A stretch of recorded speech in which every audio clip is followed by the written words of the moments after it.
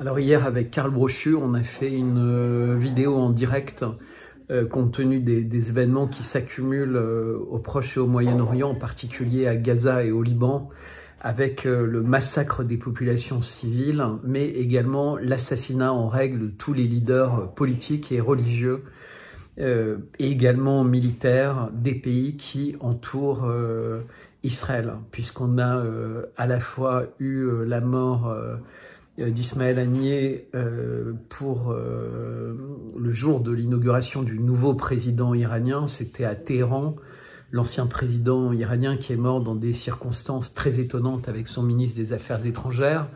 On a également eu la mort de Nasrallah et d'un grand nombre de dignitaires libanais, mais également iraniens, qui étaient réunis dans un bunker dans Beyrouth et qui pensaient être en totale sécurité puisqu'ils avaient eu des garanties de Emmanuel Macron à New York, et que d'ailleurs Netanyahou était également à New York, et c'est de New York qu'il a donné les instructions. Pour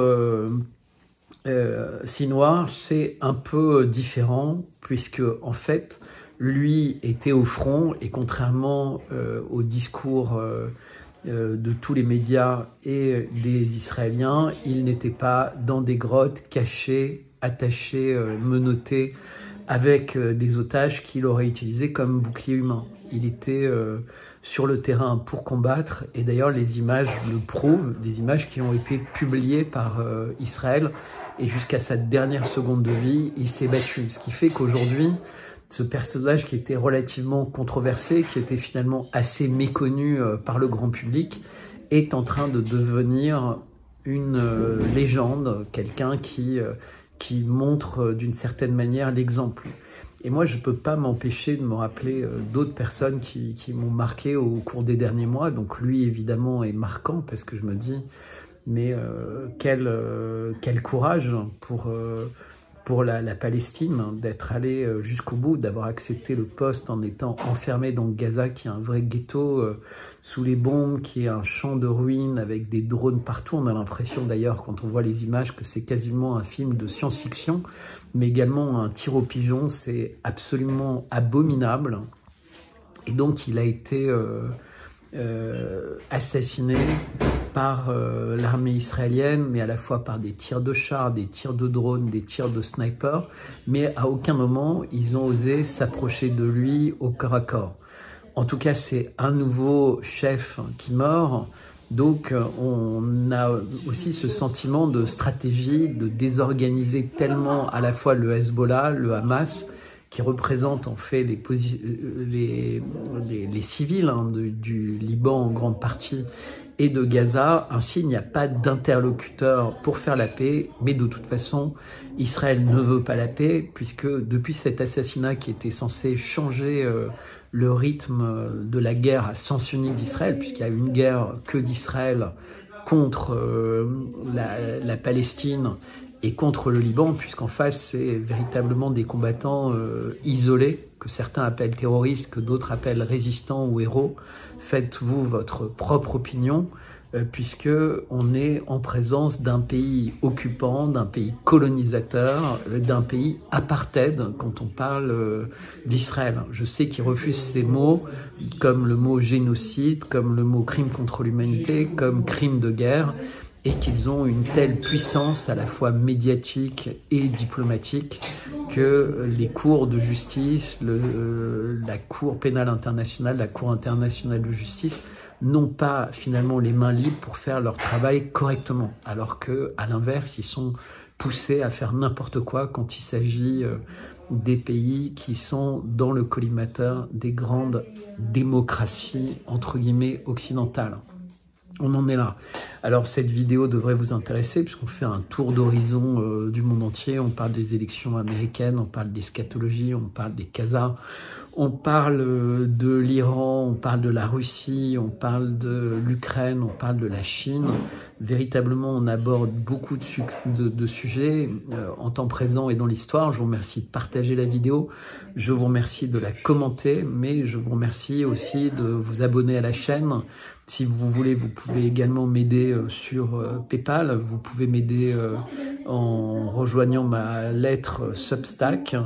Et en rejoignant cette lettre, vous aurez des lettres régulièrement qui plaisent de plus en plus, puisqu'il y a plus de 6500 personnes maintenant qui ont rejoint ma lettre Substack, et il y en a beaucoup plus qui lisent, puisque les lecteurs là diffusent largement. Je reprends également ma marche vers Compostelle à partir de lundi, donc vous pouvez également me soutenir dans ce cadre-là. Donc vous avez toutes les coordonnées, PayPal, Tipeee, GoFundMe en description de cette vidéo. Et si vous voulez un contact direct, me rencontrer, eh bien n'hésitez pas à m'appeler ou à me joindre à bertrand@55bellechasse.com. bertrand@55bellechasse.com. En tout cas, je vous dis à bientôt. Je vous remercie pour votre aide, je vous remercie pour votre soutien, je vous remercie pour tout. Chaque fois que j'essaie d'être en communication avec toi, il y a une attaque Internet, mais dans la seconde, c'est incroyable. C'est les joies du direct. Ouais, sauf que c'est à chaque fois pareil. Sur d'autres émissions, j'ai pas le problème. Donc, alors moi, évidemment, j'ai pas trop entendu ce dont vous avez parlé, mais c'est vrai qu'aujourd'hui, l'information un peu clé, c'est l'assassinat, enfin la mort, tu sais, le nouveau chef politique, et j'insiste bien politique, du Hamas, qui a été tué à Rafah. Je ne sais pas si vous avez entendu parler de ça au Québec. Non, vas-y, on va t'écouter là-dessus. Puis ensuite, on reviendra sur le sujet à Jonathan, parce que le titre de l'émission, c'est La Palestine en souffrance. Il se passe bien des choses là actuellement qu'il faut connaître là, et on t'écoute. C'est exactement ça le sujet dont je veux parler. En fait, la personne, il s'appelle Yahya Sinwar. Sinwar. Alors, qui est cette personne? C'est quelqu'un qui a été condamné, quand il était jeune, à 460 ans de prison dans les prisons d'Israël. Il y a passé à peu près autant de temps que Mandela dans une prison. Finalement, il a été libéré. Pendant toutes ces années en prison, lui déclare qu'il a véritablement étudié de l'intérieur le mode de fonctionnement, tu vois, des militaires et de la société israélienne, et il en avait conclu effectivement que le combat serait peut-être la seule issue. Sauf que quand il s'est retrouvé libre, il fait partie, comme tous les gens qui deviennent sages, c'était le cas de Nasrallah, le chef du Hezbollah au Liban, et qui ont essayé de toujours privilégier la voie de la négociation et la voie de la paix. Et donc même lui, quand les attentats du 7 octobre ont eu lieu, il faisait partie des personnes du Hamas qui étaient le plus souvent hors de Palestine, et ils étaient essentiellement au Qatar. Et quand ça avait eu lieu, il était très surpris en fait. C'est-à-dire, lui pensait que il y avait effectivement des choses, tu vois, qui se préparaient, mais comme toujours, mais que c'était pas une possibilité, cet événement du 7 octobre. Et on sait maintenant, puisqu'il y a eu énormément de dossiers qui sont sortis, qui ont été présentés, y compris sur des chaînes de télévision françaises, sur un dossier qui s'appelle le dossier Mur de Jéricho, c'est-à-dire qu'il existait en Israël, dans leur plan secret, disons, un document qui explicitait dans le détail la possibilité d'une opération de cette nature faite par les Palestiniens. Et ils avaient donné comme nom de code à une telle opération, si elle avait lieu, déluge d'Al-Aqsa. Et il y avait tout un certain nombre de phrases.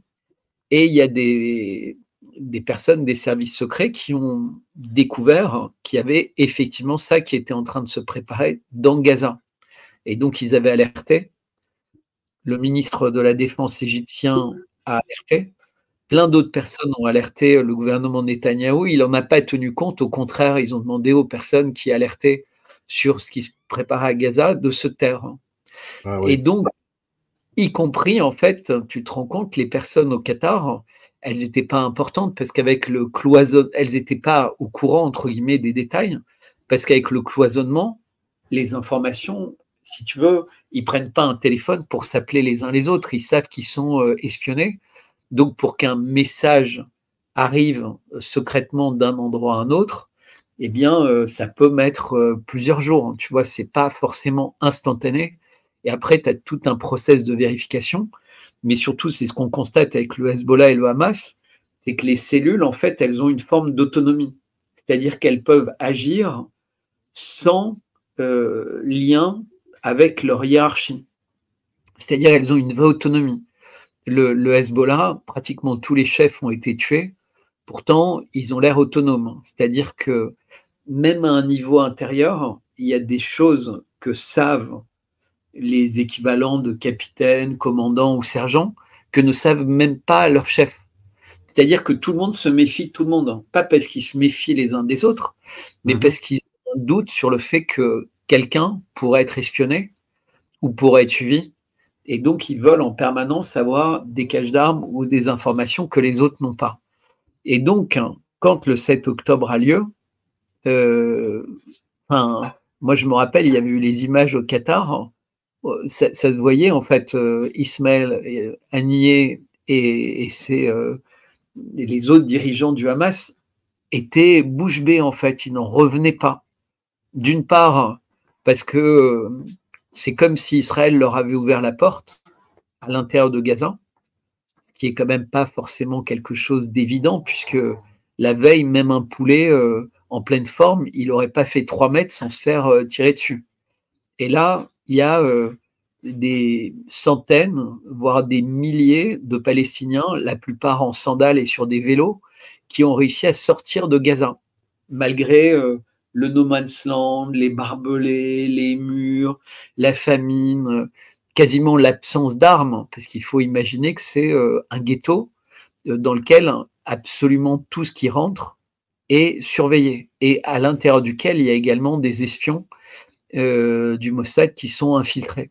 Donc tu tapes beaucoup de choses, en fait, si tu veux. Ils utilisent des canalisations d'eau anciennes qu'ils retrouvent à droite et à gauche pour faire leur mortier.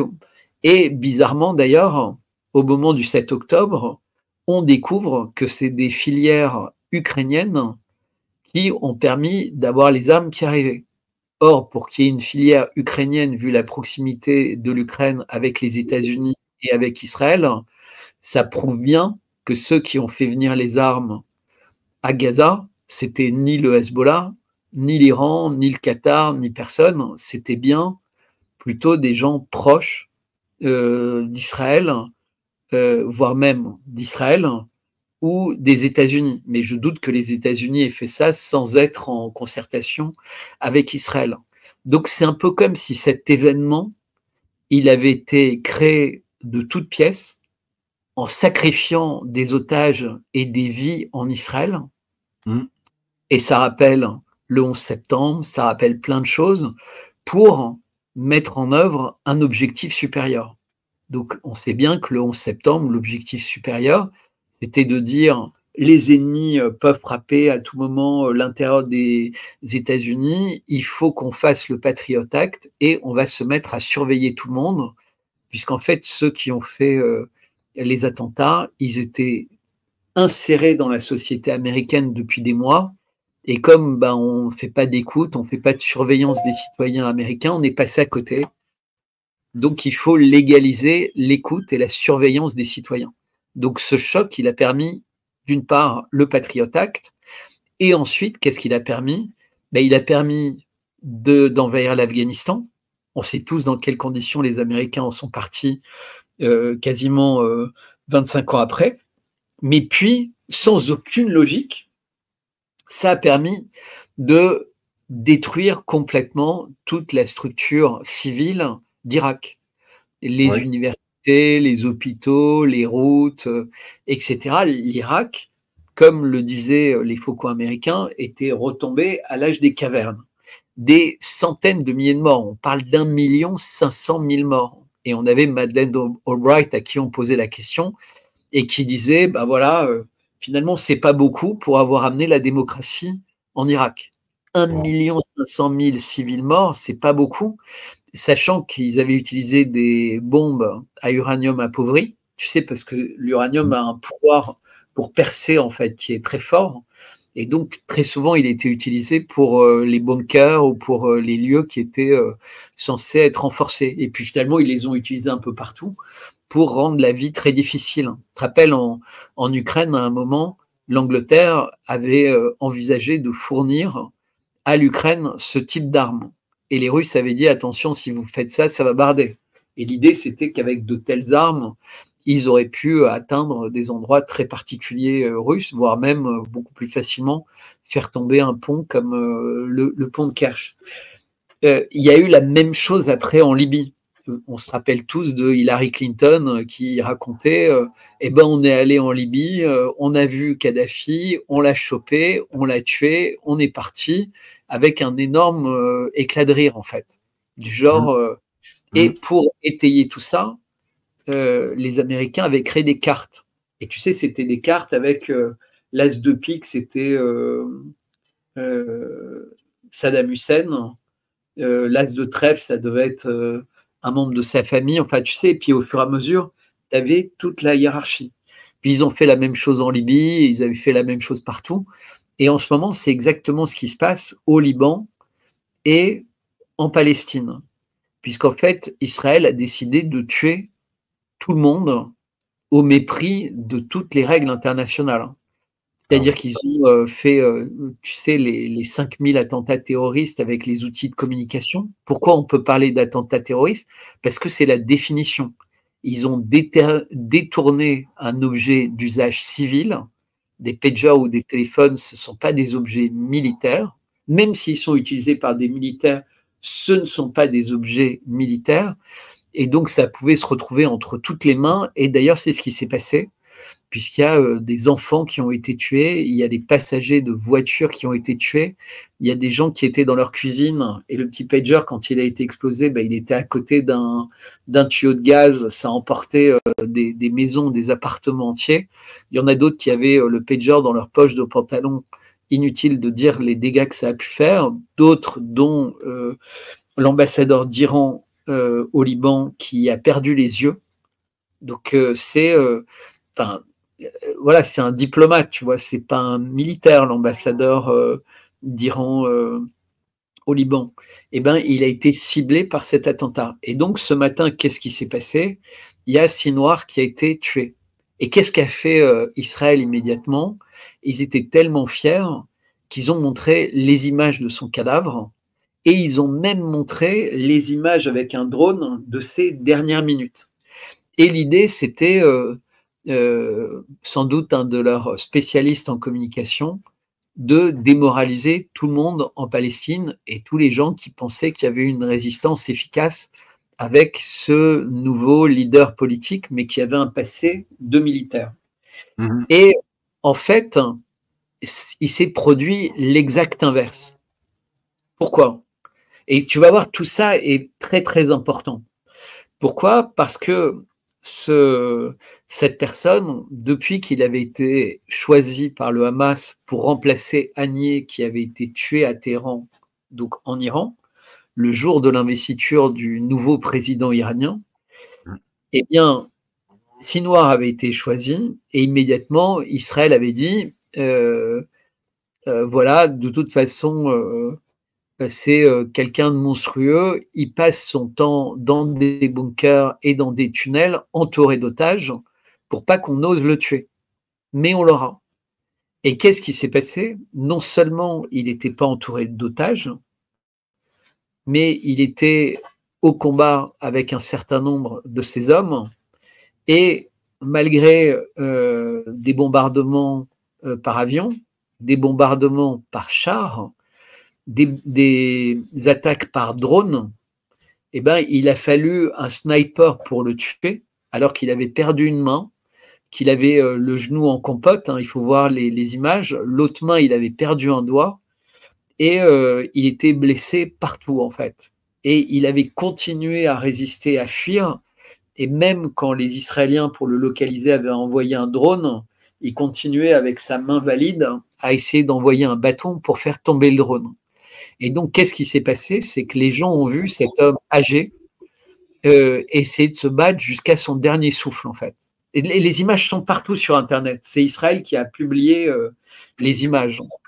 Et donc, au lieu de donner l'impression, si tu veux, de quelqu'un qui était lâche et qui était caché derrière des otages, Israël parle toujours de ces fameux boucliers humains, que les Palestiniens sont vraiment horribles, qu'ils utilisent leurs femmes et leurs enfants pour se protéger et qu'ils utilisent des otages pour se protéger. En fait, ça montrait l'exact inverse. Mais ça montrait également qu'il était mort. Et comme ils ont tué énormément de chefs militaires en Iran, énormément de chefs militaires en Syrie, énormément de chefs militaires et politiques au Liban, tous les chefs politiques à Gaza, va être difficile de trouver des vocations. Parce que c'est quoi l'état de Gaza aujourd'hui? L'état de Gaza, puisque c'est ta question, le sujet, c'est un champ de ruines. Mais pas un champ de ruines dans certaines parties de Gaza, comme ça a pu se passer lors des opérations militaires de destruction d'Israël depuis toujours, en fait, depuis qu'Israël existe.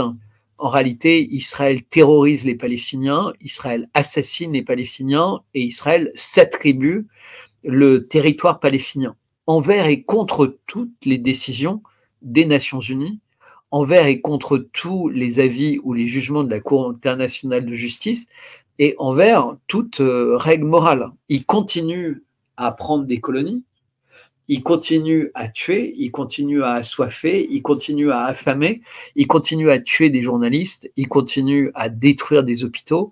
En fait, il continue à véritablement transformer Gaza, pas en ghetto, mais en un mouroir, entre guillemets, un endroit dans lequel les gens n'espèrent plus vivre. Ils espèrent pas mourir, mais ils disent finalement, si je mourais cette nuit, ce serait pas plus mal. Hein. C'est-à-dire qu'il y a des poètes qui écrivent ça maintenant, il y a des citoyens, il y a même des enfants qui en rêvent pour retrouver leur père ou pour retrouver leur frère ou pour retrouver leur chien qui a déjà été emporté par les bombes. Il faut véritablement imaginer ça, le nombre d'orphelins. Donc, du nord au sud, Gaza est complètement détruite. Les images sont hallucinantes, c'est plus de 95% de Gaza qui est détruite. Mais c'est aussi toute l'administration de Gaza qui a été détruite. C'est-à-dire que ces gens n'avaient déjà pas de pays, donc ils n'avaient pas de passeport palestinien, ils n'avaient pas d'existence en tant que citoyens du monde, ils devaient avoir un passeport d'un autre pays, donc souvent ils étaient apatrides, entre guillemets. Il faut imaginer que ces gens vivent depuis des milliers d'années là, et en fait ils n'ont pas de pays. Ils n'ont pas de citoyenneté. Ils sont palestiniens, mais Palestine, c'est pas un État. Ça n'a jamais été un État, malgré les promesses, malgré les exigences, malgré les accords d'Oslo, malgré tout ce que tu pourras imaginer possible. Ces gens-là sont apatrides. Ils n'existent pas. Et bien maintenant, Israël a effacé leur mémoire administrative. C'est-à-dire tous les bâtiments dans lesquels il y avait des titres de propriété, il y avait des diplômes, il y avait des documents sur l'hérédité. Tout ça, ça a été effacé. Donc, je ne sais pas si tu imagines, toi, s'il y a un incendie chez toi, c'est vraiment compliqué, mais au Québec, ils ont toutes les informations et tu vas pouvoir reconstituer les choses. Ça va te prendre du temps, mais c'est possible. Pour eux, c'est plus possible. C'est-à-dire que même si eux ont encore des papiers ou des traces, c'est plus possible de les faire matcher. C'est-à-dire qu'il y aura toujours des gens en Israël qui diront non, mais ça c'est des faux. À l'époque, vos documents, ils sont d'aucune preuve. C'est pas à vous que ça appartient. Et donc, mais tu es en train d'avoir exactement la même chose qui se passe en Cisjordanie. C'est-à-dire que les gens... brûler tous les registres, hein, Bertrand, c'est pas la seule guerre qu'on a procédé à ça. C'est vraiment pour les effacer historiquement. Hein. Exactement. Mais tu sais, c'en est dingue. C'est-à-dire que quand tu prends les vieux livres d'histoire ou les vieux livres de géographie, où d'où que tu remontes, la Palestine a toujours existé sur les cartes. Toujours. Mm. Et alors évidemment, quand tu montes à l'Antiquité ou autre, bah, tu as d'autres tribus, tu vois, d'autres pays qui existent. Tu vois, l'Iran n'existe pas, ça s'appelle la Perse.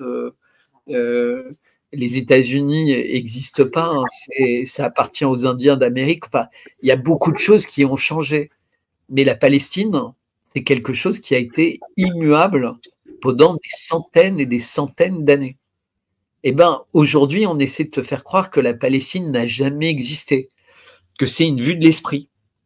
On va bientôt te faire croire qu'en fait, à Gaza, il n'y avait pas 2 500 000 habitants, il y avait 1 500 000 habitants. Et le million qui manque, en fait, c'est un fantasme des Palestiniens et des antisémites qui disent il y a eu 1 million de morts. Alors qu'en fait, non, tout le monde sait très bien qu'il y a eu 40 ou 50 000 morts. Mais en réalité, avant cette entreprise de destruction systématique de Gaza par Israël, les chiffres qui étaient officiels, c'était 2 500 000. Et il est certain que si on faisait un recensement aujourd'hui de la population vivante à Gaza, on aurait du mal à atteindre les 2 millions. Ah oui. Où sont les 500 000? Ce n'est pas des morts naturelles. Ce n'est pas des morts naturelles. C'est-à-dire que là, par exemple, cette personne, si noire, il est mort. Mais si Israël n'avait pas voulu montrer les photos pour son entreprise de communication, il aurait pu avoir un doute. Tu vois, ils auraient pu prendre son cadavre, comme Ben Laden, et le jeter dans l'océan, et ne jamais dire qu'il avait été tué. Et les gens se seraient tout le temps demandé où il était. Peut-être qu'il est caché, peut-être qu'il a fui dans un autre pays. Tu vois, ça aurait été transformé en mythe du lâche. Je suis sûr qu'il y a des gens qui ont proposé cette hypothèse. Mais ce que j'essaie de dire, c'est que on a trouvé des charniers à Gaza. Il y a eu des charniers qui ont été découverts. Ça a été documenté, c'est-à-dire des centaines de personnes qui ont été enterrées dans des zones de combat où il n'y avait ni journalistes, ni caméra, ni rien trouvé. On a des images de prisonniers qui sont quasiment déshabillés par centaines dans des lieux clos. Donc souvent, c'est avec des bulldozers, en fait, ils font comme un stade, si tu veux, dans lequel les gens sont ligotés, les mains derrière le dos. Et pourquoi ils sont enfermés? C'est parce que ce sont des hommes valides. Et donc, les Israéliens vont les questionner jusqu'à ce qu'ils puissent prouver qu'ils ne sont pas liés au Hamas. Mais en fait, souvent, ça les tue. Et ça tue ou ça détruit complètement leur famille. Parce que personne ne sait où ils sont. Ils n'ont plus de papier, ils n'ont pas de téléphone, il n'y a pas d'avocat, il n'y a rien du tout. Personne ne sait pourquoi ils sont là. Pour les Israéliens, la seule raison, c'est que c'est des hommes. Et donc, en fait, comment procéder Israël? Pour te dire à quel point tout ça, c'est machiavélique. Il y avait une zone, par exemple, et Israël disait, voilà, on va bombarder cette zone, donc vous avez jusqu'à demain pour fuir la zone en question. Alors, il y en a qui décidaient de rester, très peu. En général, ils se faisaient tirer dessus par des snipers ou autres, mais de toute façon, la zone allait être bombardée. Et ceux qui passaient, Israël disait, voilà, il y a des passages qui vous permettent de vous déplacer. Et là, c'était filtré.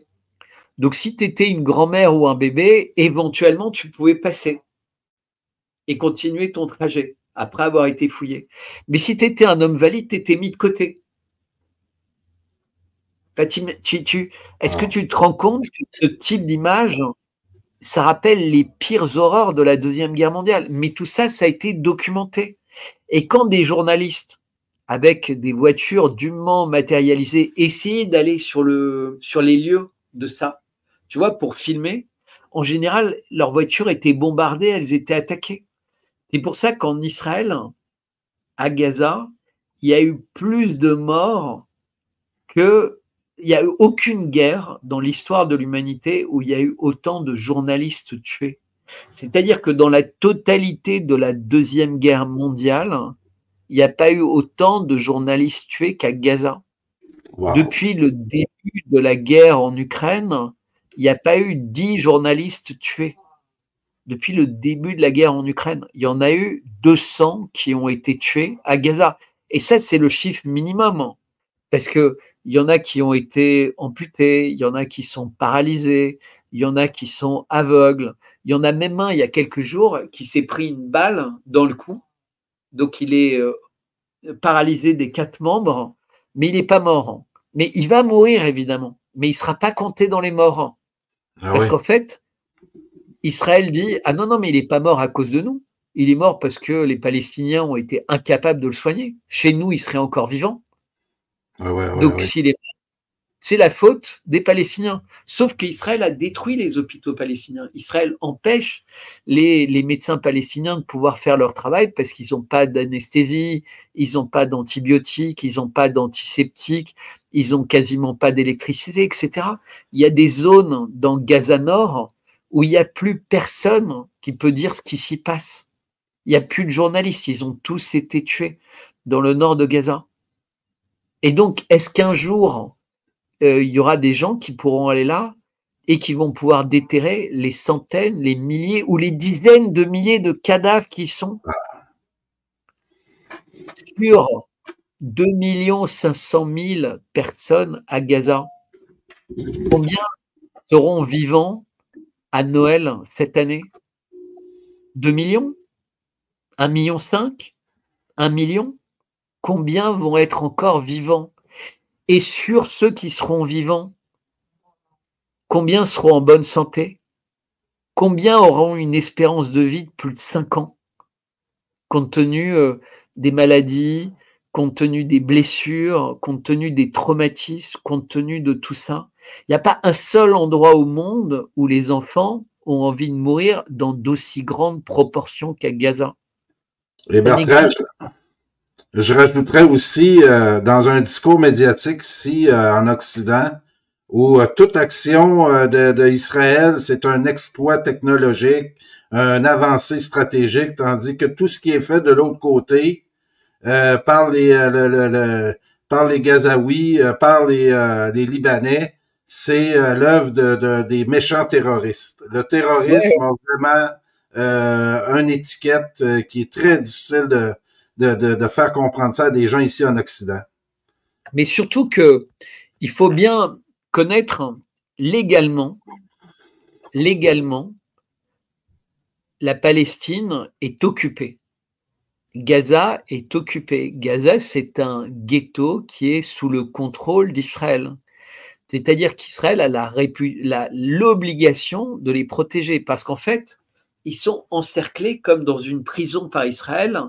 La nourriture, l'eau, l'électricité, Internet, rien n'arrive sans le bon vouloir d'Israël. Et éventuellement, de temps en temps, les Américains qui mettent un peu la pression. Vous remarquez que Macron n'a jamais mis le début d'une pression quelconque pour ce qui se passait à Gaza, même encore aujourd'hui. Parce qu'en fait, qu'est-ce qui se passe? Maintenant, on est dans une espèce de phase finale du massacre. Et donc, pendant cette phase finale du massacre, eh ben, il y a des choses pour détourner l'attention. Donc maintenant, l'attention, elle est détournée vers le Liban. Donc les gens regardent le Liban en se disant « Ah, super, le Liban va résister, ils ont détruit des chars. » Ben, tu sais, ça, c'est tous les connards utiles du système. C'est-à-dire, il y a les gens qui sont complètement pro-Israël et il y a des gens qui sont complètement pro-guerre, ah, mais ils sont très forts, etc. Et ça, c'est le pire. Donc Israël est ravi de ces gens-là. Parce que c'est eux qui lui permettent de justifier qu'en fait, à moins de tous les zigouiller, ils sont tous des terroristes dans l'âme. Ils auront tous envie de tuer tous les Israéliens possibles. Donc en fait, tu sais, c'est comme un truc vicieux dans lequel on a l'impression que ceux qui sont censés se battre pour défendre quelque chose, tout ce qu'ils font crée la destruction de ceux qui sont censés vouloir défendre. Je te rappelle que les gens qui ont fait, entre guillemets, le 7 octobre, c'est franchement, entre guillemets, les plus mauvais stratèges de la Terre. si c'est des Palestiniens, vu les conséquences, des centaines de milliers de morts, Gaza entièrement détruit. Et les gens disent, ah non, mais c'est génial, l'opinion publique mondiale est en train de réaliser que Israël est un État terroriste, un État génocidaire. Mais depuis 76 ans, Israël n'a jamais cessé d'agir comme ça. Et plus les gens pensent qu'enfin le monde réalise qu'Israël est comme ça, plus ils sont violents, plus ils n'en font qu'à leur tête, plus les Américains, les Allemands les livrent. C'est-à-dire plus il y a une puissance inimaginable dans le camp d'Israël. Maintenant, il y a des pays qui sont catholiques, qui sont complètement affiliés à Israël. Alors, on a les États-Unis, mais c'est protestant. Et ça fait une sacrée différence. Mais on a l'Argentine, on a de plus en plus l'Angleterre, on a la France, mais ça, c'est... enfin bref, avec toutes les pressions qu'on a en France, c'est évident que la majorité qui s'exprime est très en faveur d'Israël. Mais on a également des positions qui sont de plus en plus troublantes au Mexique, au Canada, partout. C'est-à-dire que tous ceux qui disent « Oh, mais t'inquiète pas, en fait, tout va bien se passer, le monde sait ». Mais c'est les mêmes qui ont dit la même chose depuis 4 ans pour le Covid. Ils n'ont toujours pas compris. Les gens qui disaient « Oh, la semaine prochaine, Alexis Cossette ou autre, ça y est, l'armée va aller mettre Fauci en prison ». Mais les gens, ils continuent à écouter des gens qui leur racontent des conneries comme ça chaque semaine. Que Trump, en fait, il s'est fait lui-même l'attentat contre lui, que ceci, que cela. Mais ces gens, en fait, si tu veux, dans le monde, tu as un bloc de gens qui croient tout ce qu'on leur raconte dans les médias et un bloc de gens qui croient toutes les théories les plus farfelues. Et il y a très peu de personnes qui essaient d'être raisonnables et d'avoir un minimum de mémoire. Tu vois ce que je veux dire? Ben oui.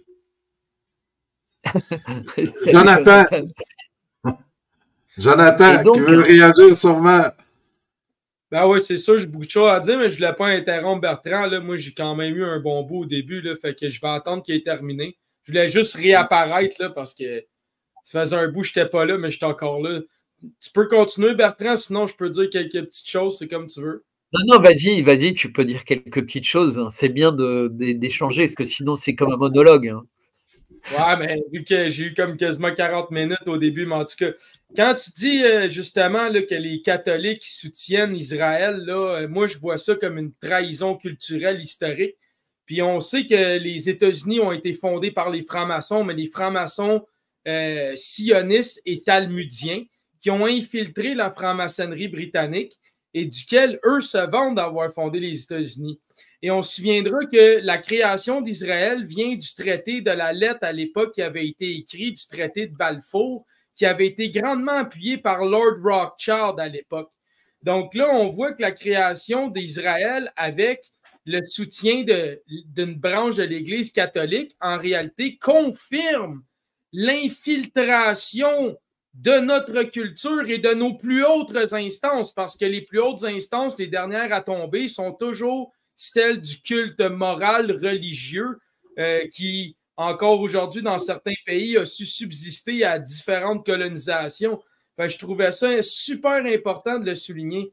Puis, une autre affaire que je voulais souligner, tu parlais de charnier tantôt puis tout ça, mais il existe plein de vidéos sur Internet où que des soldats de l'armée israélienne eux-mêmes se filment à tirer des roquettes, des obus, des coups de mitraillette un peu partout dans des bâtiments, sur des zones soi-disant désertées, puis ils s'amusent à détruire exactement ce que Bertrand disait, tout ce qui tient encore debout, pour être sûr qu'ils ne puissent pas retourner s'établir là, qu'il ne reste que poussière et débris.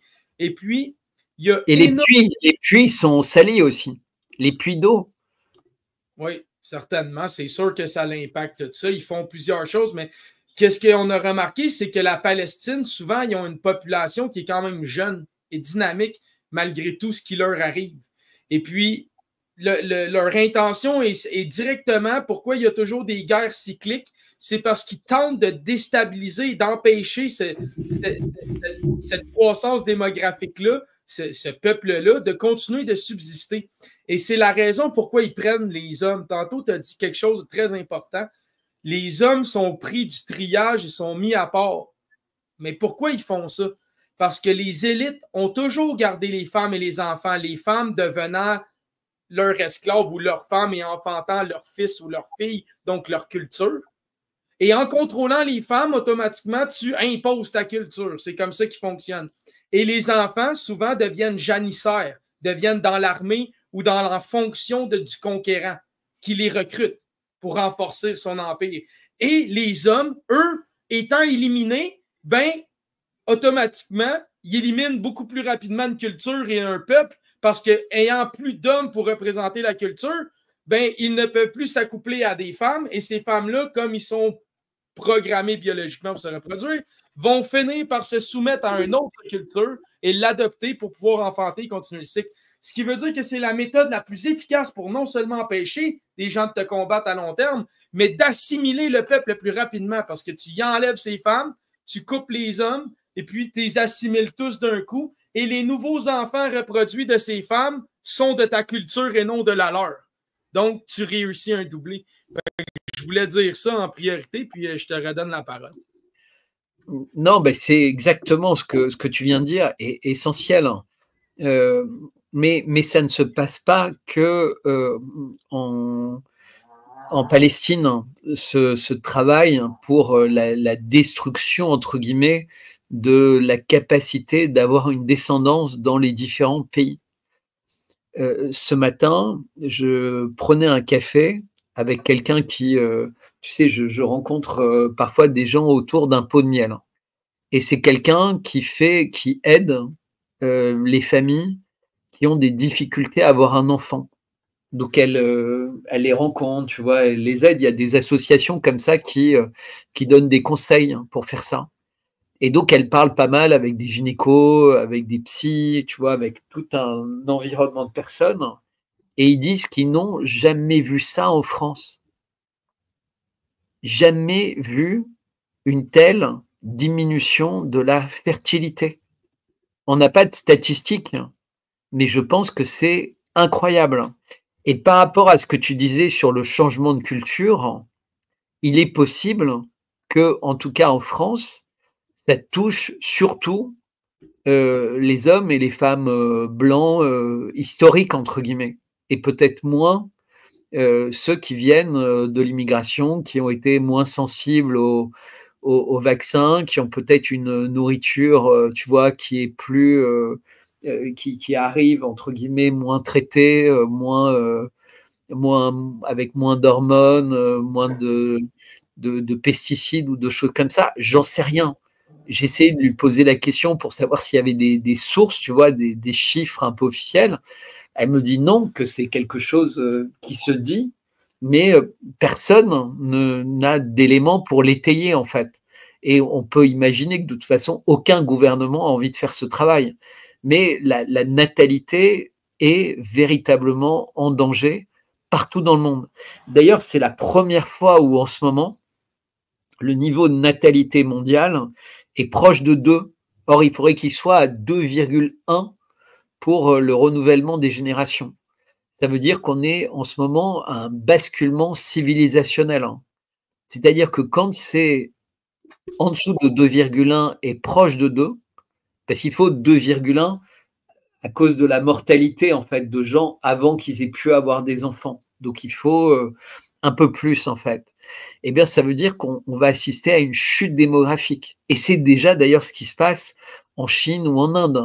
C'est-à-dire qu'avec la politique de l'enfant unique, avec tout ça, bah, il y a eu des périodes pendant une trentaine d'années où il n'y avait qu'un enfant par couple.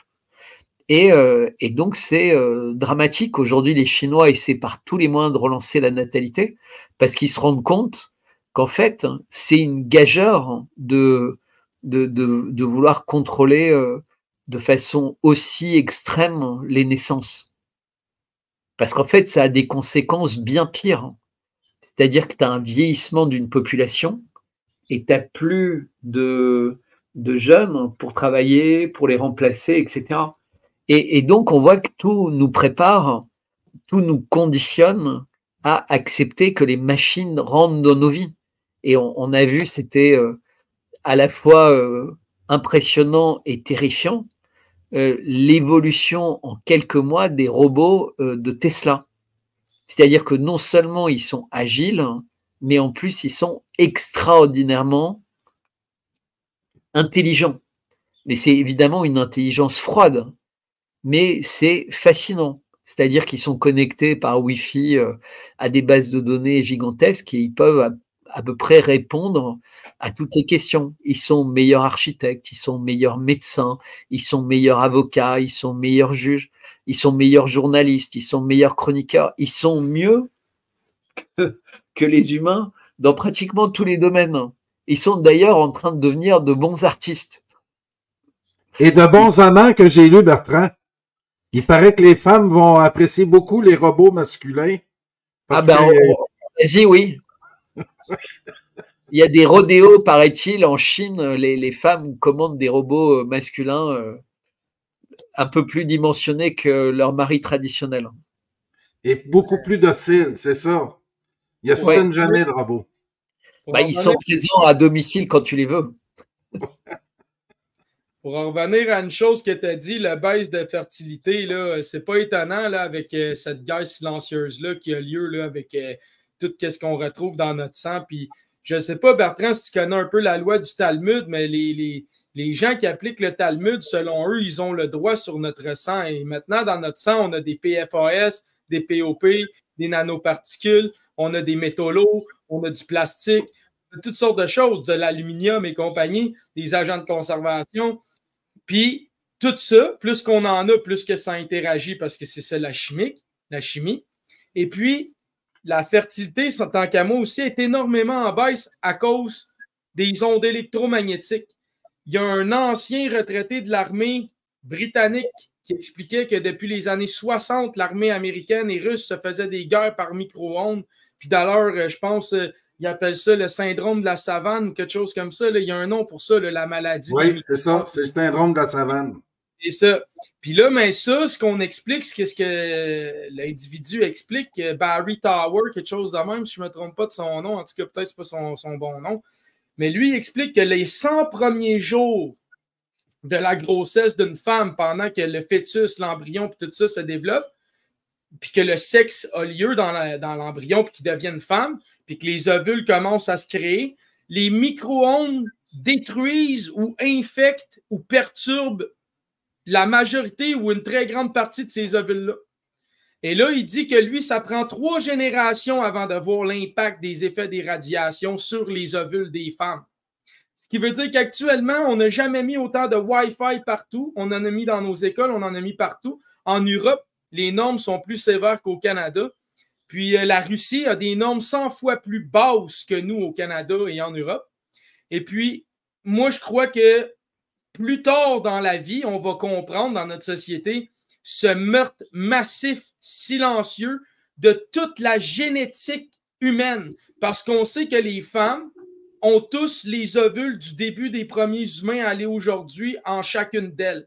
Donc, quand que les technologies attaquent les ovules dans le corps des femmes, c'est un génocide de l'histoire du génome humain qui est silencieusement fait en ce moment. Et on est pratiquement, nous, les Européens et les Américains, ciblés plus que les autres, car justement, il y a toujours eu une guerre, une dualité entre, façon de parler, les religions abrahamiques qui viennent d'Enoch, qui avant lui étaient les Sumériens, qui se sont partagés la terre en différentes régions. Il y en a un qui est allé au Japon, l'autre en Chine, l'autre, etc. Ils se sont séparés la terre, ils ont créé leur religion, leur race, tout ça. Puis toute cette guerre-là date de ce temps-là, parce qu'encore là, même Israël aujourd'hui se bat à cause depuis la séparation d'Israël en plusieurs tribus. Hein? Puis encore aujourd'hui, ces tribus-là se tapent ça à la gueule. Fait que je dis, tout est là pour moi. Puis eux, pourquoi nous, on a la 5G beaucoup plus qu'eux pour en revenir où j'étais puis terminer là-dessus? C'est que eux, justement, ils ont infiltré nos cultures, nos sociétés, nos religions. Et donc, ils sont en train d'essayer de détruire notre patrimoine génétique de Caucasiens, Celtes, Vikings et compagnie qui ont conquis la France, l'Allemagne, l'Angleterre, etc. Nous sommes. Les cathédrales, dernier commentaire, cathédrales partout en Europe, partout en Amérique, partout au Canada, même type de bâtiment, même type de forme, et ils ont des croix celtiques, ils ont des gargouilles et des dragons et des griffins et tout ça un peu partout. Donc, la Tartarie. Donc, encore une fois, je dois ouvrir les esprits sur qu'est-ce qui se passe et pourquoi que nous, notre nation, les Caucasiens blancs, on est en chute de fertilité pendant que clairement, au Moyen-Orient, eux, même le Yémen, ça va pas bien, mais ça popule.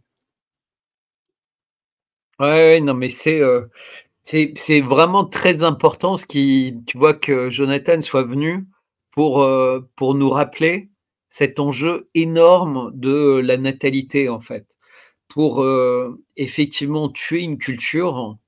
Il faut tuer les mâles alpha, donc tuer les hommes, et c'est exactement ce que fait de façon en apparence moins brutale, mais toute la culture LGBT+, et la culture woke. Parce que qu'est-ce qu'elle fait, cette culture? En fait, elle essaie déjà d'augmenter considérablement le nombre de personnes qui ont une vie homosexuelle, donc que ce soit chez les femmes ou chez les hommes. Donc, ce qui veut dire plus d'enfants naturellement, puisque quand on a un couple du même sexe, bah, la paternité ou la maternité, elle est compliquée, c'est-à-dire qu'il faut faire intervenir une autre personne, donc ça crée forcément une déviance dans la relation avec les enfants. Alors je sais que les films de Netflix et Amazon, ils essaient de convaincre tout le monde que non, que tout est bien et que en fait c'est au contraire, il y a plus d'amour dans ce genre de famille. Moi, je sais pas, hein, je veux pas hiérarchiser l'amour, mais il y a une vraie question qui se pose. Mais surtout, en fait, c'est l'interdiction. On voit le scandale qu'il y a eu avec Gérard Depardieu ou autre.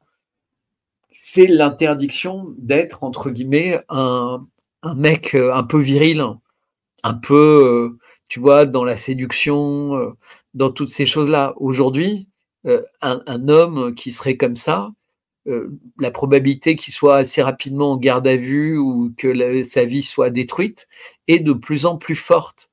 C'est-à-dire que, quelque part, l'expression va peut-être paraître excessive, mais c'est comme si tous les mâles alpha étaient castrés. Et donc là maintenant, ils s'auto-limitent, entre guillemets, par rapport à leur virilité.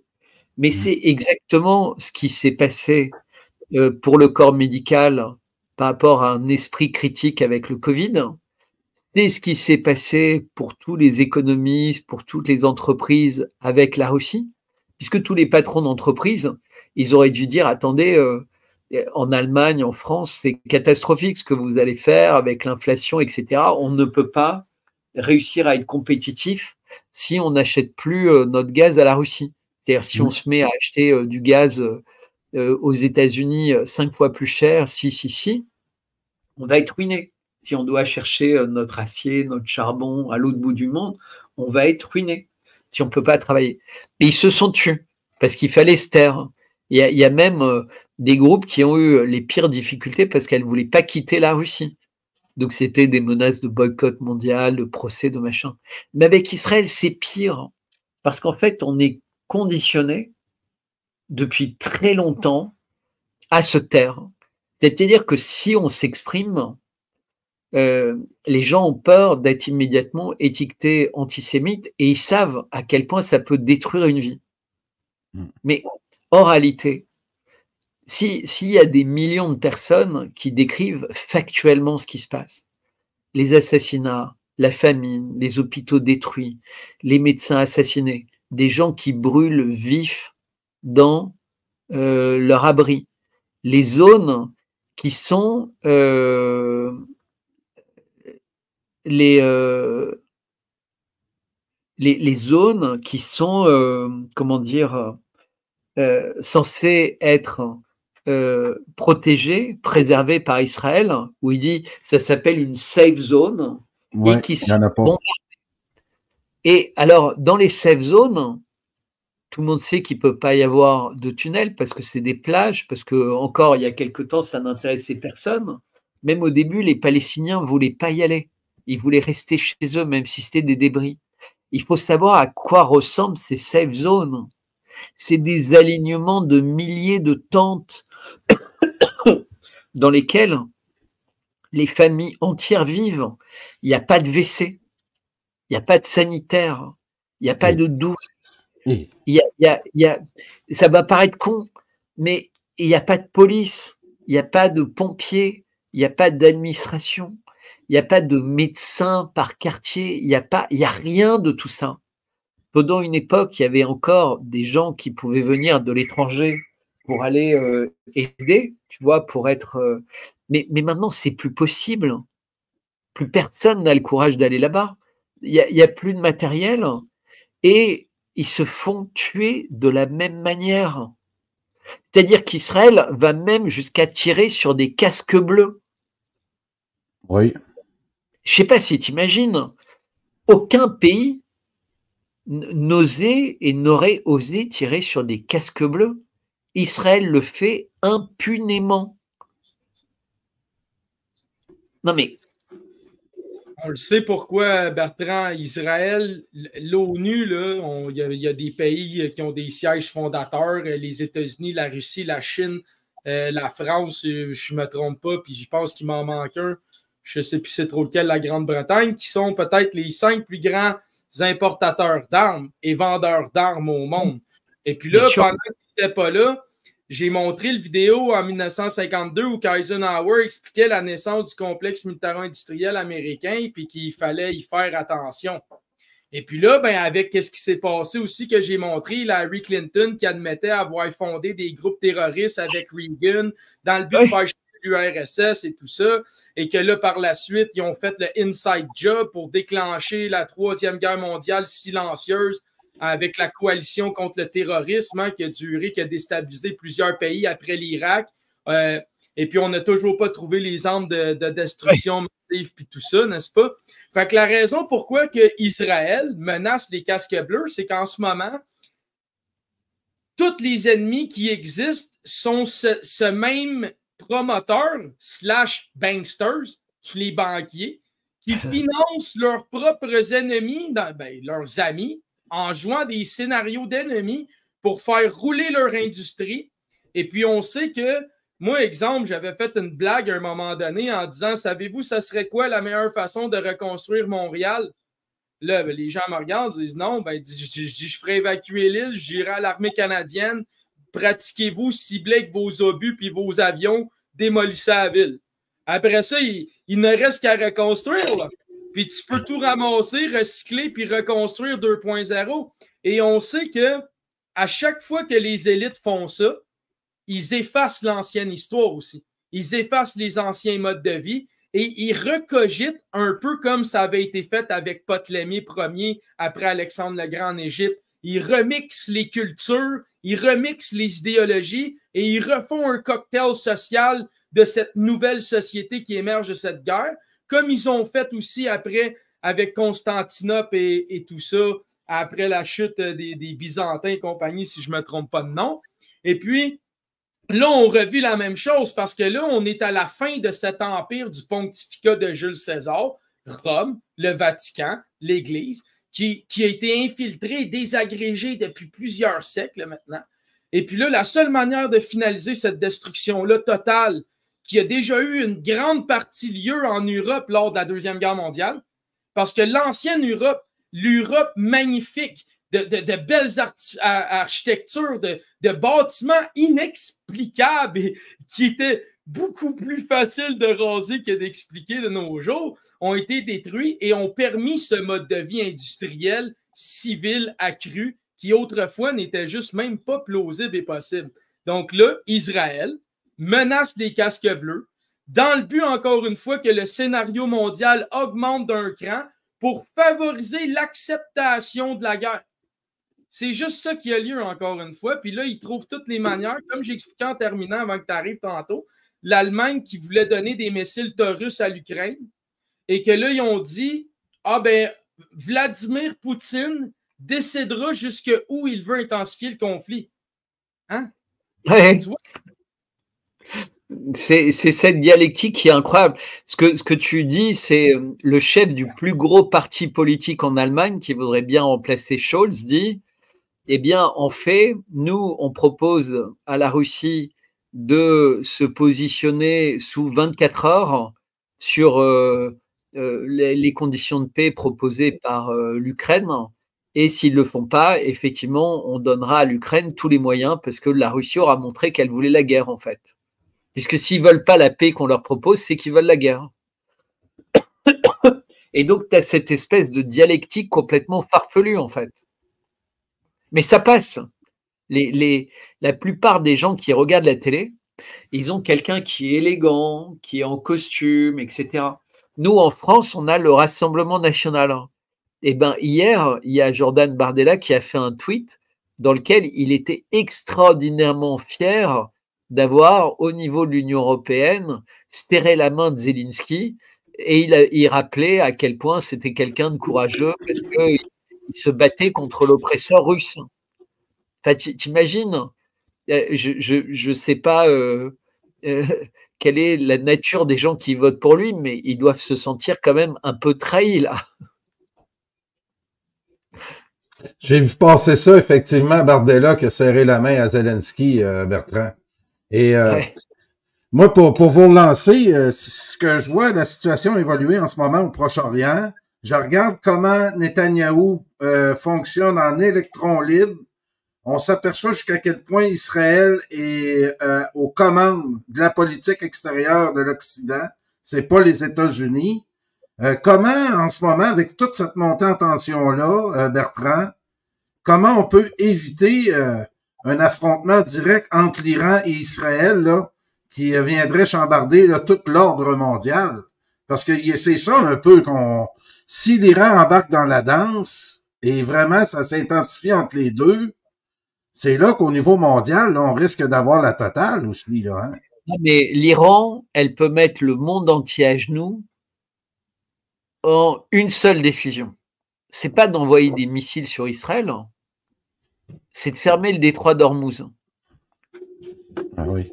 Si l'Iran, si tu veux, il y a 2 ans, je crois, il y avait eu un porte-container qui avait bloqué le canal de Suez. Et tous les experts avaient dit que ça a coûté des centaines de milliards à l'économie mondiale.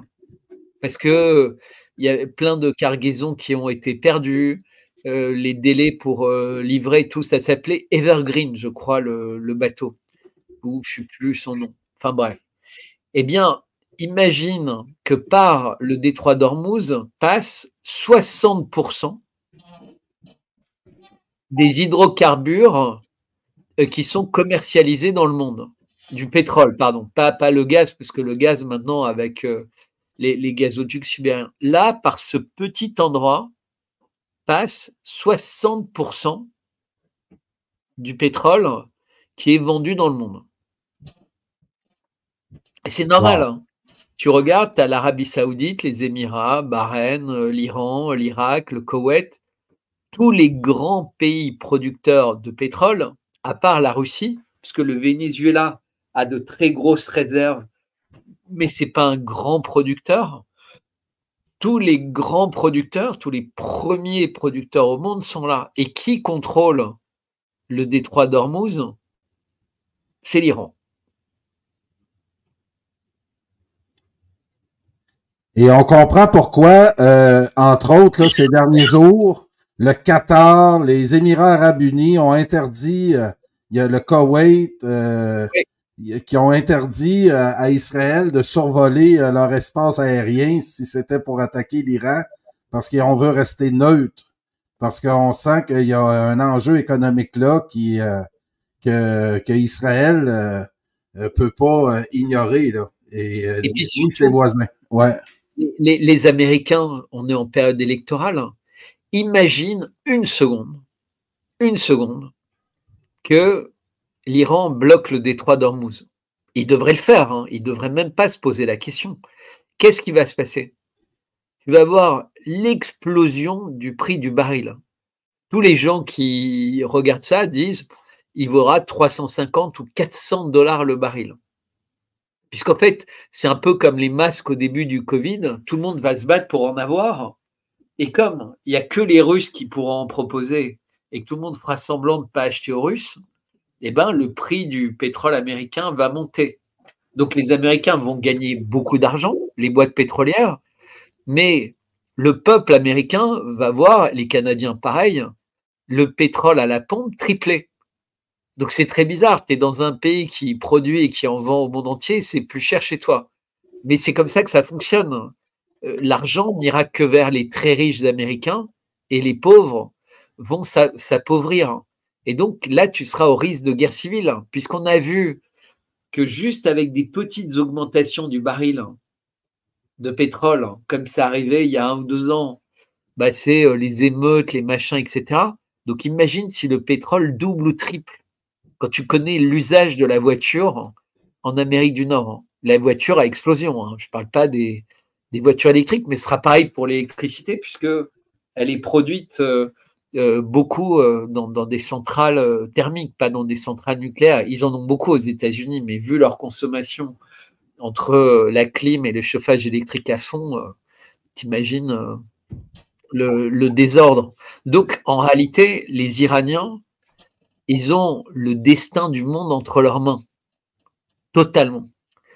Et maintenant, ils l'ont à un nouveau titre. Qu'est-ce qui s'est passé il y a 2 ou 3 semaines? Il y a 2 ou 3 semaines, les Iraniens ont décidé d'envoyer des missiles, environ 300 ou 400, selon les chiffres, selon les sources, vers Israël. Il n'y a eu aucune victime. Mais qu'est-ce que les Iraniens ont montré? Ils ont montré qu'ils avaient déjà des missiles hypersoniques et surtout qu'ils savaient les envoyer exactement où ils voulaient, parce qu'il y a eu des missiles qui partaient de 2 endroits différents en Iran et qui sont arrivés quasiment au même moment, au même endroit. Et ça, c'est des messages que les militaires font passer aux autres militaires et aux autres analystes. C'est-à-dire qu'on sait atteindre une cible précise. C'est pas le hasard. C'est pas parce qu'on n'a pas détruit l'immeuble du Mossad qu'on n'est pas capable de le détruire. On vous a fait comprendre qu'on pouvait le faire, que vos armes anti-aériennes ne servent à rien et qu'on avait la possibilité d'y faire. Mais après avoir l'Iran s'est dit, en fait, les Iraniens sont des lâches. C'est la 2e fois qu'ils bombardent, mais ils n'ont pas, entre guillemets, le courage de tuer. Alors que nous, ça ne nous pose aucun problème de tuer. Donc, on va tuer. Un peu sur le modèle d'Hiroshima et Nagasaki pour les Américains, pour ceux qui se rappellent que les Américains ont fait ça. Pour ceux qui ont encore plus de mémoire, on peut parler du génocide des Indiens des plaines. Mais donc, les Iraniens commencent à dire, ça y est, tout est décidé, ça va être très rapide, ça va être terrible pour les Iraniens. Donc, les Iraniens savent très bien que les Israéliens ont des velléités de tuer tout l'état-major iranien, vraisemblablement l'ayatollah, le nouveau président, des ministres, etc. Ils l'ont déjà fait de toute façon, donc ça ne leur pose pas véritablement de problème. Ils le font en permanence dans cette région. Sauf que ce qui s'est passé, c'est que presque anecdotiquement, il y a quelqu'un qui a relevé qu'il y avait une explosion sismique dans une zone pas sismique. Puis les gens ont regardé cette explosion sismique et ils se sont rendus compte que ça ressemblait pas à la signature d'un tremblement de terre, mais ça ressemblait à la signature d'une bombe de très grande puissance, de type bombe nucléaire. Et là, d'un seul coup, silence. Alors, qu'est-ce qui s'était passé entre-temps? Petit 1, la Russie avait changé sa doctrine nucléaire. Petit 2, la Russie avait dit et affirmé que puisqu'il y avait des armes qui étaient fournies pour faire du mal à la Russie, à l'Ukraine, eh bien, la Russie allait envisager très sérieusement, et allait le faire, de fournir des armes à des ennemis des États-Unis ou à des ennemis des pays qui fournissaient des armes à l'Ukraine. Israël fournit des armes à l'Ukraine, les États-Unis le font, la France le fait, l'Allemagne le fait, etc. Et donc, est-ce que l'Iran a déjà développé des têtes nucléaires? C'est pas impossible, mais j'en doute, parce que c'est pas une décision qu'a pris l'Iran. Or, l'Iran, c'est un grand pays, donc ils prennent pas des décisions en cachette, entre guillemets. Ils ont un parlement, c'est des pays très structurés avec des états-majors militaires, avec des ministres. Enfin, c'est des décisions qui se prennent et qui ont un caractère public. On n'est pas dans une dictature en Iran, contrairement au mythe. En revanche, on sait que quelques jours avant le bombardement, en fait, la veille, le premier ministre russe est arrivé à Téhéran, donc il était là au moment du bombardement. Et on sait également que 15 jours avant le bombardement, l'ancien ministre de la Défense russe, Shoigu, était également en Iran. Et donc, est-ce que tout ça a été préparé minutieusement? C'est-à-dire que si il y avait des velléités israéliennes de bombarder ou américaines en prenant comme un signe de faiblesse le fait que l'Iran ait tiré sans vouloir faire de victimes ou de dégâts trop importants, eh ben, l'Iran a fait passer le message qu'elle avait la bombe atomique, avec l'aide très vraisemblable de la Russie et l'acceptation de la Chine, puisque rien de tout ça ne peut se passer sans la Chine. Et donc, d'un seul coup, dans l'équation des Israéliens, puisque Israël, c'est quand même un petit pays, il y a le fait que l'Iran a des missiles très rapides et potentiellement des têtes nucléaires. Est-ce que c'est un bluff? C'est-à-dire, est-ce que les Russes ont fourni une tête nucléaire qui a explosé sous leur contrôle dans le désert pour faire croire à Israël qu'il y avait peut-être ça? Mais ça n'a pas d'importance en fait, parce que le message est que les grands pays des BRICS, donc la Chine et la Russie, main dans la main, ont décidé de serrer les coudes avec l'Iran et de dire, voilà, on utilisera tous les moyens pour vous empêcher de créer l'apocalypse dans la région. C'est-à-dire que cette démonstration nucléaire calme obligatoirement les États-Unis et Israël, mais calme aussi les Iraniens. Parce que les Iraniens, si tu veux, échaudés par les déclarations israéliennes, ils auraient pu décider de prendre l'initiative et de renvoyer une salve de missiles. Puisque c'est ce que disait un certain nombre d'Iraniens. Donc on voit bien que la stratégie, si vous suivez le raisonnement que je de la Russie et de la Chine, c'est une stratégie de paix, d'apaisement en permanence. Parce qu'en fait, il n'y a que cette voie qui fonctionne. Quand tu écoutes les discours de Nasrallah et la raison pour laquelle il a décidé de ne pas se jeter dans la guerre au tout début, c'est parce que ce sont des gens qui veulent la paix. Le problème de ces gens-là, c'est qu'ils n'ont pas compris qu'en face, ils avaient des adversaires qui ne voulaient absolument pas la paix. Au contraire, ils veulent l'apocalypse. Et donc, face à des adversaires comme ça, tu ne peux absolument rien faire d'apaisant. Et c'est ça qui est terrible. Et c'est ce qu'avaient bien compris les Perses face aux sorcières de Babylone, aux adorateurs du diable, et la Sainte Russie face aux Khazars. Sauf qu'ils n'avaient pas réussi à mettre un terme à cette secte. Ils n'avaient pas fait ce que Jonathan préconise pour changer la culture, pour changer cette culture diabolique. C'est ça qui est fascinant. Mais il y a quelqu'un, peut-être que vous connaissez, qui s'appelle Domergue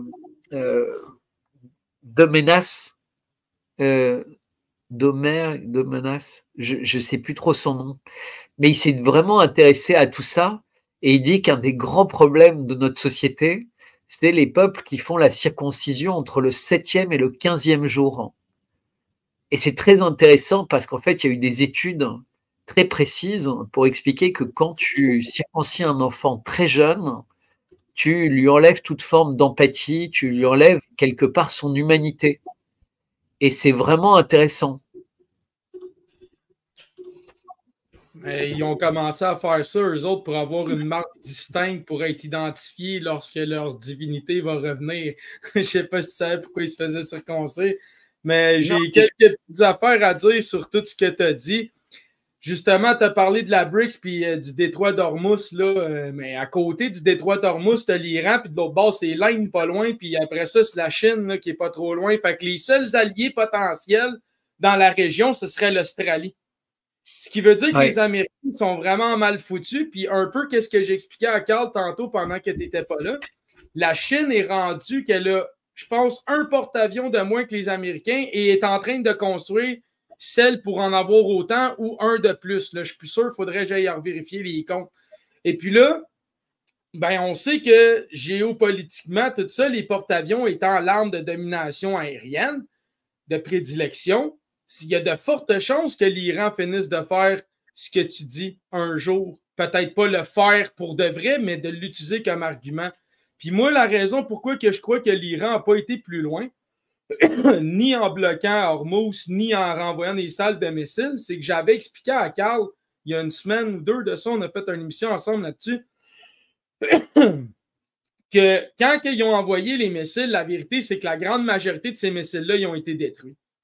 Puis que c'est Israël puis l'Alliance qui en ont laissé passer certains parce que leur objectif, c'est d'espérer qu'ils fassent à croire qu'ils sont vulnérables.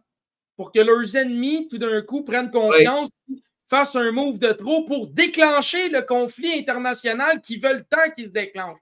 Donc, eux, ils doivent jouer les gens stupides qui font des erreurs pour créer des soi-disant vulnérabilités où ils n'en sont pas, parce que c'est ça la confusion de l'ennemi lors de la guerre, tromper son ennemi, faire à croire qu'il a créé une brèche là où que c'est un piège qui l'attend.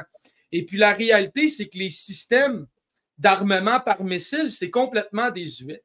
Depuis les années 90, puis même depuis la guerre du Vietnam, l'armée américaine a une branche d'armement avancée, d'énergie dirigée. Et on sait tous que la raison pourquoi que Donald Trump s'est dépêché de déployer la 5G comme il veut se dépêcher de déployer la 6G, comme on s'est dépêché de déployer les Doppler puis Starlink puis tout ça, c'est que c'est le réseau d'armes à énergie dirigée. Quand tu vas voir les militaires puis tu y montres la 5G ou un Doppler, il te dit quoi? Il te dit ben ça opère aux mêmes fréquences que nos armes militaires. Tu sais, c'est que, fait que la réalité, c'est que on n'est plus dans un Iron Dome, on est dans un électronique électromagnétique AI Dome. Et puis là, on nous dit, ah, les drones et tout ça, c'est dangereux. Encore là, c'est totalement faux parce qu'un simple canon à impulsion électromagnétique dirigée, tout ce qui est électronique s'éteint en claquant les doigts. Donc encore là, tout est stagé pour faire à croire que nos ennemis, avec les anciennes armes conventionnelles que nous-mêmes on leur a laissées, parce qu'on rappellera que dans le temps, Obama avait donné des milliards à l'Iran, rappelons-le, pour soi-disant qu'ils arrêtent leur programme nucléaire parce qu'ils étaient soi-disant très proches d'avoir l'arme nucléaire à l'époque de la présidence d'Obama, on le rappellera, et puis que tous ces milliards-là ont été envoyés aux terroristes. On rappellera ça. C'est bien important. Donc, encore une fois, on s'aperçoit que le scénario dans lequel on se trouve en ce moment, c'est encore nous qui l'a financé, c'est encore nous qui les a armés, puis ça revient encore à essayer de faire à croire à celui qui a donné une épée qui va te tuer quand toi t'es rendu avec un canon. Fait qu'il veut juste faire dégénérer le conflit parce que l'origine de tout ça, on le rappellera, on a glissé un mot tantôt, ça vient de la fervence religieuse. Et pendant que nous, on est en train de devenir des athées, pendant que nous, on est en train d'oublier nos convictions, puis des ramoller, puis ben, c'est correct, mais c'est pas correct, mais c'est pas grave. Fait que, ben eux, là, ils n'ont pas oublié qui sont.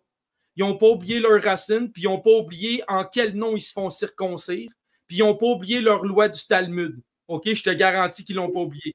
Fait qu'eux, là, ils se lèvent le matin, puis leur dicton, c'est « Tu feras manger l'ennemi de ton ennemi à ton ennemi. » Voilà ce qui est au menu du jour, pour terminer.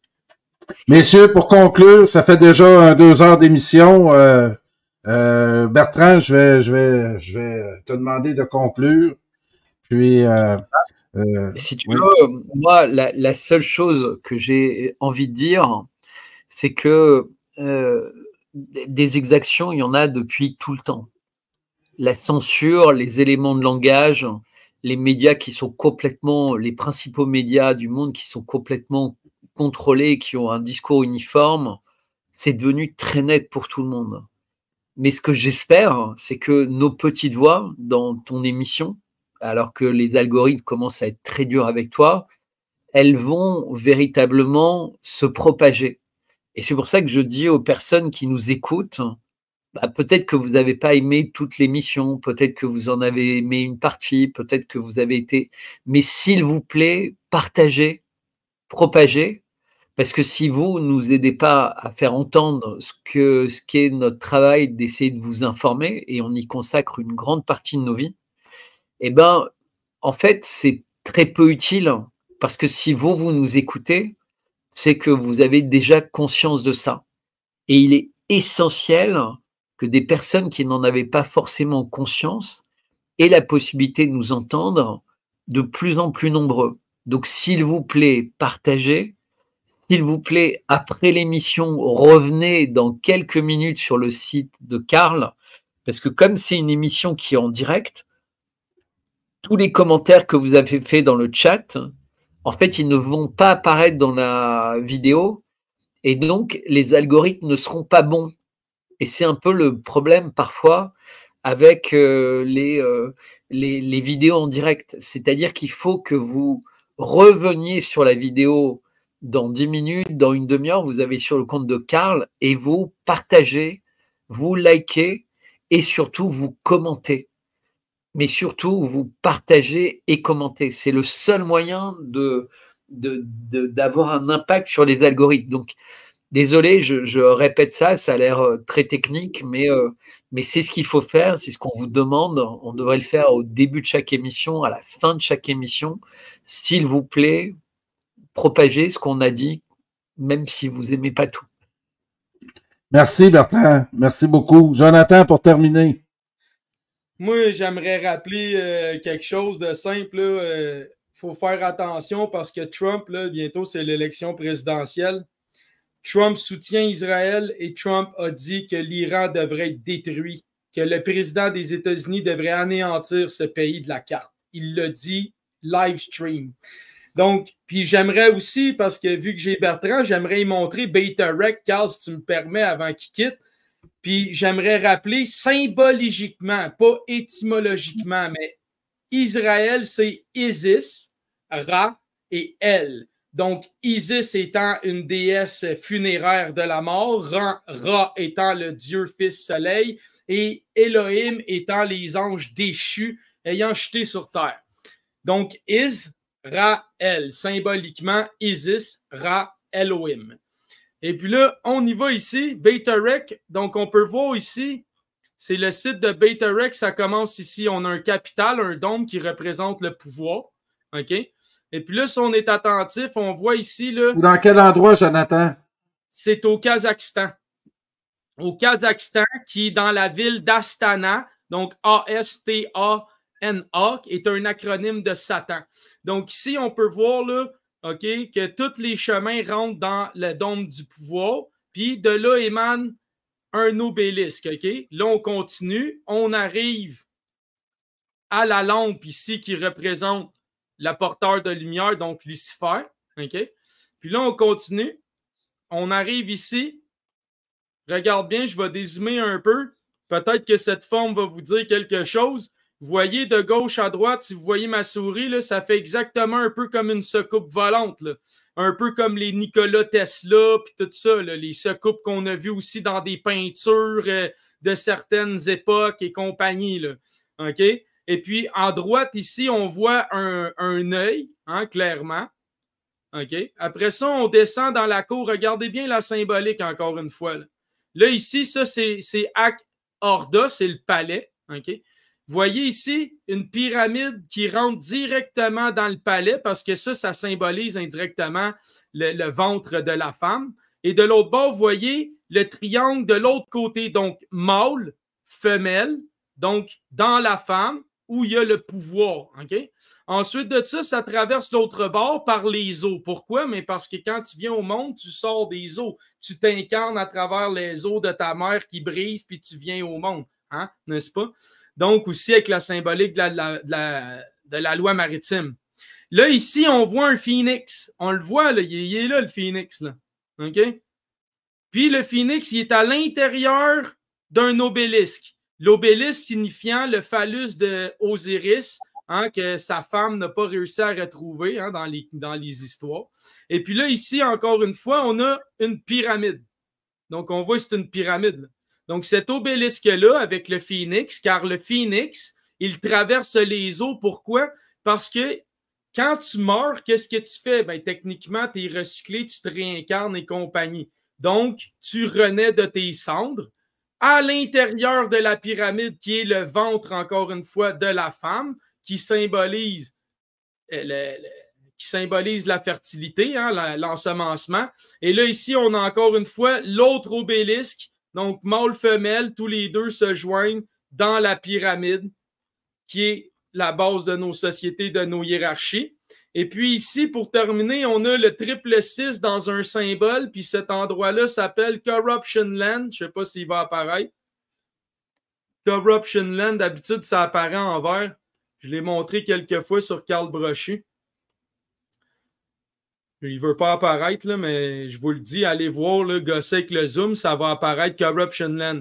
Fait que la réalité, c'est que ces gens-là, Israël, Isis, Raël, et toutes les conjugaisons des religions qui ont fait à travers le temps, eux n'ont jamais oublié d'où ça a parti. Ils se souviennent quelle menterie ils ont ajouté, quel phénomène ils ont caché, et ils savent très bien qu'est-ce qui se passe en réalité. Donc, juste par rapport à ce que tu dis, dans la cérémonie d'ouverture et de fermeture des Jeux Olympiques, il y avait toute cette symbolique, la symbolique égyptienne, la symbolique luciférienne, etc. C'était frappant. Exact, parce que c'est ce qu'ils sont. Donc, je ne sais pas si Carl, il voudrait que je passe, j'ai un vidéo. Vas-y, Jonathan, à moins que Bertrand doit quitter, moi je vous écoute. Non, c'est passionnant. Vas-y. Ça dure à peu près 4 minutes, là. OK. Fait que je vais le partager. Attendez une petite seconde. Ça explique qu'est-ce que je disais quand les Anunnaki ont quitté. Ils se sont séparés la Terre en différentes factions, qui est l'origine de tous les conflits que l'on vit aujourd'hui. Puis vous prenez ça avec un pas de recul, hein, parce que la réalité, c'est qu'on n'aura jamais la vérité totale et complète. Donc, je ne sais pas exactement où ça commence. J'ai peut-être mis un petit peu trop en retard, là, mais ça s'en vient. Tout comme le Sphinx, un énorme lion en pierre, lui donnait le frère Anunnaki, Dan, Rama et Vira, occupent la Scandinavie qu'ils abandonnent pour chercher un climat plus tempéré. Dan occupe la Sardaigne pour s'établir plus tard en Italie, où il constitue le peuple des Étrusques.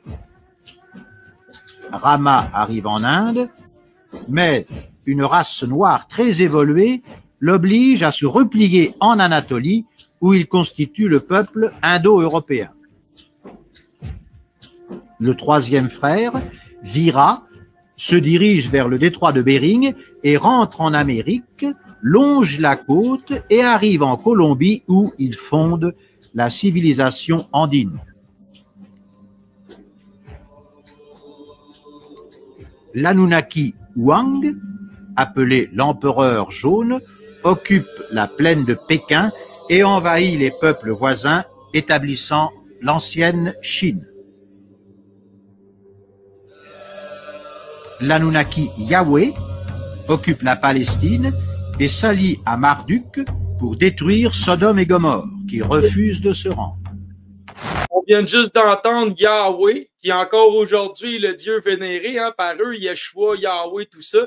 Et de là, pourquoi ils se font circoncire, je laisse continuer. Les murs vitrifiés de ces villes affichent encore une radioactivité typique des explosions nucléaires. Yahvé avait un ami humain, Abraham, et cette amitié les amène à un pacte d'alliance. Yahvé promet... Donc, C'est qui étaient ses amis? Abraham. Abraham étant le fondateur des religions abrahamiques. Donc, encore là, on comprend tout ce qui se passe actuellement de l'origine. À Abraham et à sa progéniture qu'il leur donnera le pays de Canaan. En contrepartie, Abraham jure de se rendre un culte à Yahvé en tant que Dieu unique et de se faire circoncire, lui et ses enfants mâles, pour se distinguer des hommes des autres factions. Voilà pourquoi ils font la... Dans le récit biblique, l'un des fils d'Abraham, Ismaël, est l'ancêtre des tribus islamiques, tandis que le petit-fils d'Abraham, Jacob, est l'ancêtre des tribus d'Israël.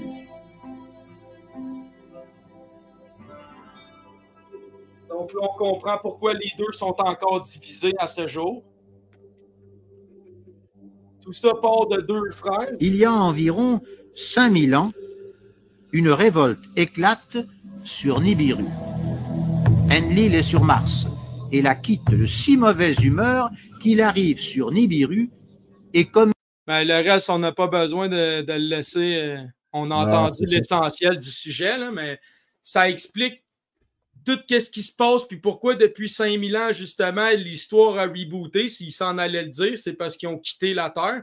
Mais les gens, hein, aujourd'hui, continuent d'agir selon leurs factions qui leur ont été inculquées. Et de là, pourquoi est-ce qu'ils disent que tous les hommes sont noirs, mais qu'on a muté? On n'a pas muté, on a été modifié génétiquement. Certaines terminaisons génétiques le montrent. Il y a plusieurs choses qui le montrent en génétique. On a aussi la modification de la protéine P2K4ED, qui est une modification unique. On a la sudation de la peau. On a les villes puis la civilisation qui est apparue littéralement en une nuit. Fait que la réalité, c'est que la vie est beaucoup plus que ce qu'on nous dit. La Terre est beaucoup plus qu'on nous dit. Et l'origine des conflits ici, c'est que l'hominidé qui était présent, comme c'est écrit dans les tablettes, c'était l'homme noir. Puis il y avait déjà une civilisation, puis il était déjà établi partout sur cette terre-là. Et eux sont arrivés ici, ils ont commercé avec eux, ils se sont établis avec eux, la marre de pogner. Quand on n'a pas voulu faire ce qu'ils ont dit, qu'est-ce qu'ils ont fait? Ils ont engendré des guerres, ils ont utilisé des armes qui sont décrites dans comment t'appelles ça, le livre en Inde, là? La Mahabharata. Hein? Dans toutes sortes de mythologies, on parle d'armes célestes. Dans le livre d'Enoch, on parle de vaisseaux spatials et tout ça. Fait que la réalité, c'est que ces gens-là n'ont pas pu inventer ça parce qu'il n'y avait pas de science-fiction puis il n'y avait pas de NASA. Fait que mon objectif aujourd'hui, encore une fois, c'était quoi? C'est de nous rappeler l'origine de où qu'on est et pourquoi qu'on doit accepter la dualité.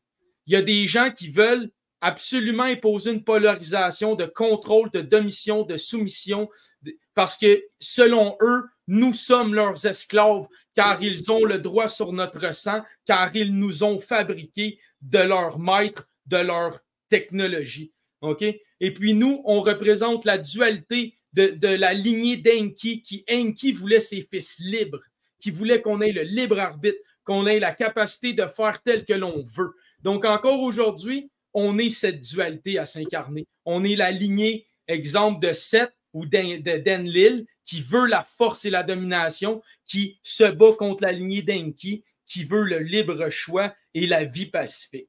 Donc, nous devons absolument comprendre cela et accepter cela et comprendre que même dans le livre des morts de l'Égypte, ce combat, qu'on le veuille ou non, il est perpétuel, car nous devons simplement ascensionner nos esprits et non nos corps. Voilà pour terminer. Merci. Merci beaucoup, Jonathan. Puis écoute, Bertrand, je te demanderais de commenter cette conclusion-là de Jonathan. Ça a semblé t'intéresser. Ben, non, mais de toute façon, ce qui est fascinant, c'est que aujourd'hui, peut-être plus que jamais, il y a des tas d'hypothèses qui sont intéressantes et qui essayent de nous aider à comprendre ce qui se passe. Mais toutes les pistes nous ramènent aux religions, nous ramènent aux thèses religieuses. Alors, est-ce que dans les religions, il y a tout pour comprendre le monde, ou alors est-ce qu'il faut oublier, entre guillemets, un tout petit peu les religions, ce qui n'est pas mon cas, hein, et se dire, de toute façon, c'est une guerre entre le bien et le mal, il y a des gens qui ont construit leur vie sur le mal, il y a des gens qui essayent de construire sur le bien, et on a le sentiment qu'on est au moment où le camp du mal a l'impression qu'il a réacquis une forme suffisante pour montrer son visage horrible, et c'est ce qui se passe en Israël, pour conquérir cette région et créer une apocalypse mondiale en se disant ça profitera aux miens? Ou est-ce que le camp du bien qui veut l'apaisement, comme j'expliquais avec les BRICS, enfin surtout la Russie et la Chine, qui ont aidé et conseillé l'Iran pour éviter l'embrasement de la région?